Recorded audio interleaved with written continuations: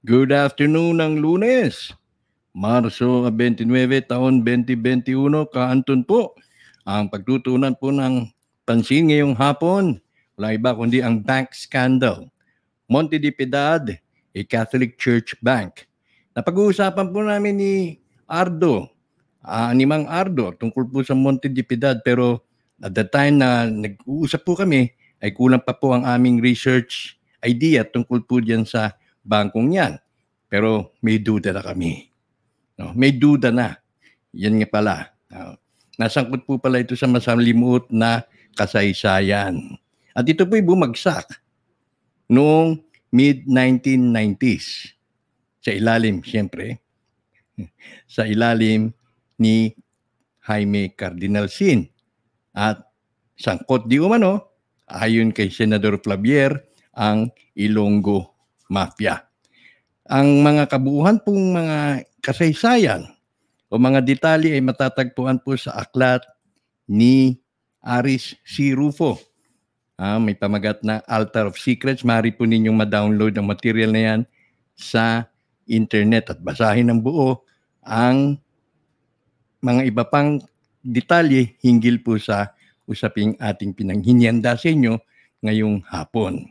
Ito po nakalagay rito na itong Monte de Piedad ay itinatag noong 1882 ng isang Spanish friar na nagngangalang si Felix Huertas na may layong mabigyan ng banking access ang mga mahihirap. Nagsimula po pala ito sa isang sanglaan, no, hanggang sa na-extend na yung kanilang services at naging isa na pong savings bank. Ang kadalasang mga parokyano ho dito ay yung pong mga nagtitinda sa Santa Cruz, sa Quiapo, na naglalaga ko ng kanilang mga savings dyan sa Monte de Piedad. Of course, nandyan na rin po tinatawag nating trust value.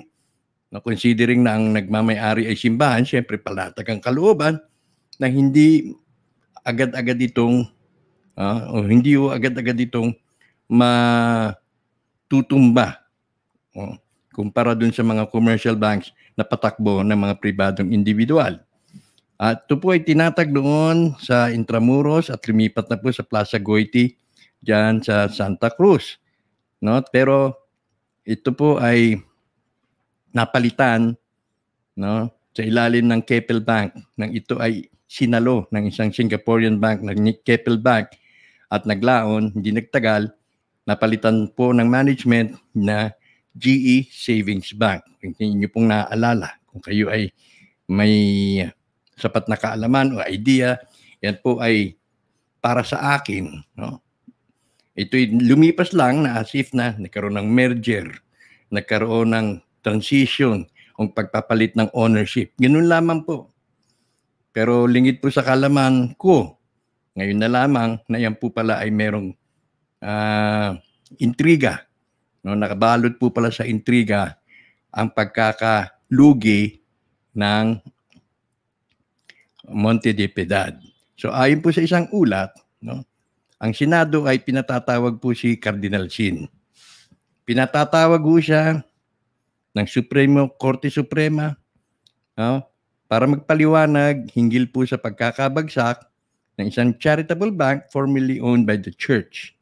Ito po ay isang 115-year-old Monte de Piedad Savings Bank na nagsara na may utang na 2.8 billion pesos at yung mga unpaid loans na 1.8 billion.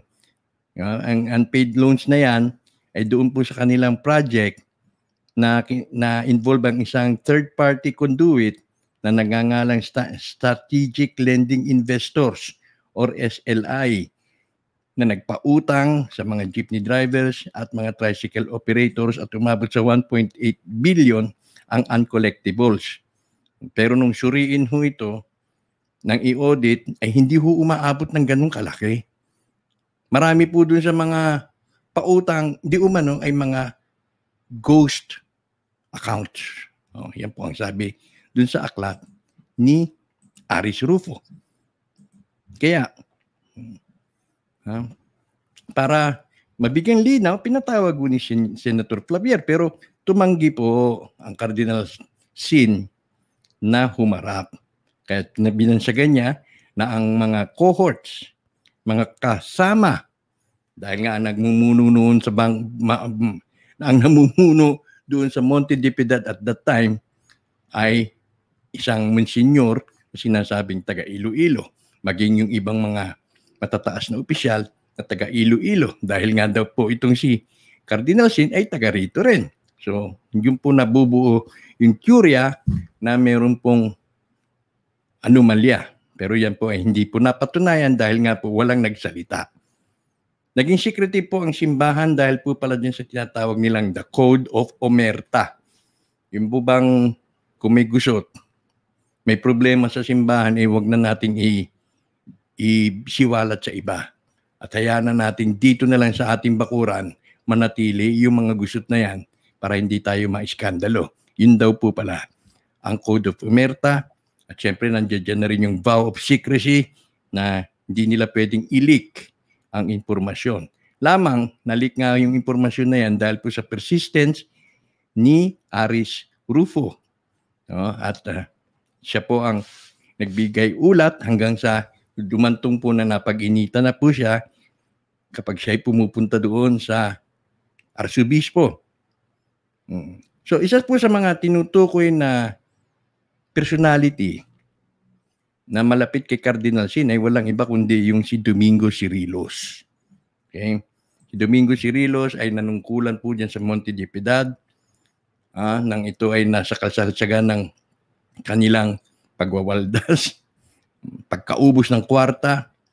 So nung dumantong na po yan at nakarating na po sa Vatican, muntik na pong hindi pumunta o matuloy si Pope John Paul II dito sa Pilipinas sa kanyang pangalawang pagdalaw dahil nga po dyan sa gusot at iskandalo na yan.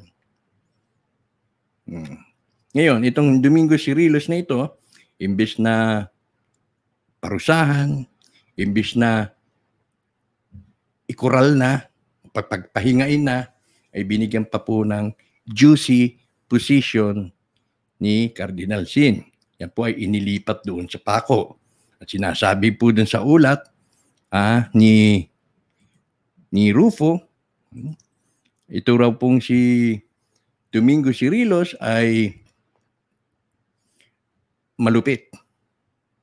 Walang habag, walang puso, materyoso.